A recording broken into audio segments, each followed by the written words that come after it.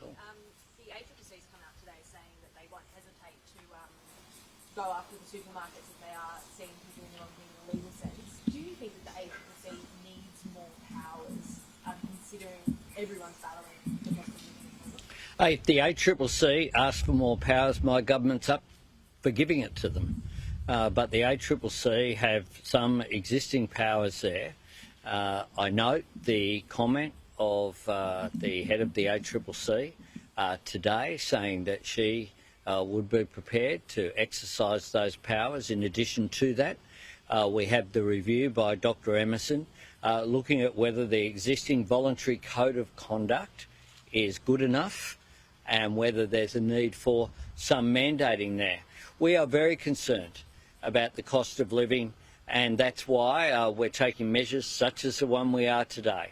That's why we've had our energy price relief plan, cheaper medicine, cheaper childcare. That's why we increased payments like rental assistance, paid parental leave. We took all of those measures. But it's why also we're saying that when prices go down, when they go to supermarkets and they're purchasing from farmers, that should result in cheaper prices for consumers. Now, my government is concerned about the price of what consumers pay at Coles and Woolies and other supermarkets. Our opponents seem to be obsessed by calling for boycotts of Woolworths, Kmart, I assume, and ALDI as well. Woolworths alone employ more than 200,000 Australians. I'm not quite sure how Mr Dutton explains to the 200,000 employees of Woolworths that he thinks they shouldn't have a job. Because if people boycott Woolworths, if no one's buying the product, guess what? The jobs disappear. My government is concerned with the fight against inflation. Peter Dutton's concerned about fighting culture wars. We're into making a difference each and every day, and that's what my government's focused on.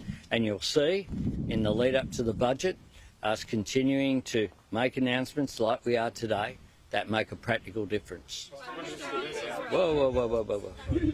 Hang on, shares out of go. Considering any further measures to close the gap in Australia, and is the legislative model for truth and treaty part of this? We consider measures about closing the gap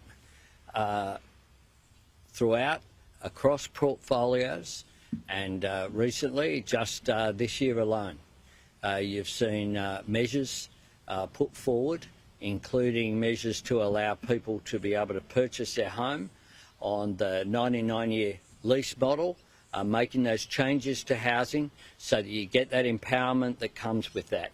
In the agreement that we did with New South Wales and other states and territories on skills, the first national skills agreement in a decade.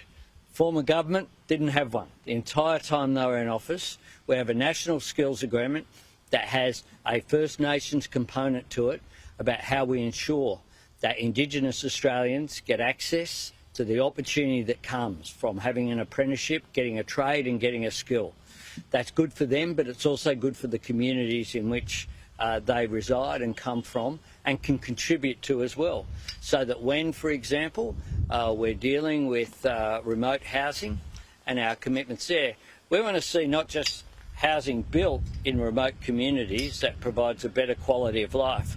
We want Indigenous Australians trained and to get the employment working on building those homes as well. So we'll continue to examine right across the board, education, health, skills, all of these areas, ways in which we can assist people. And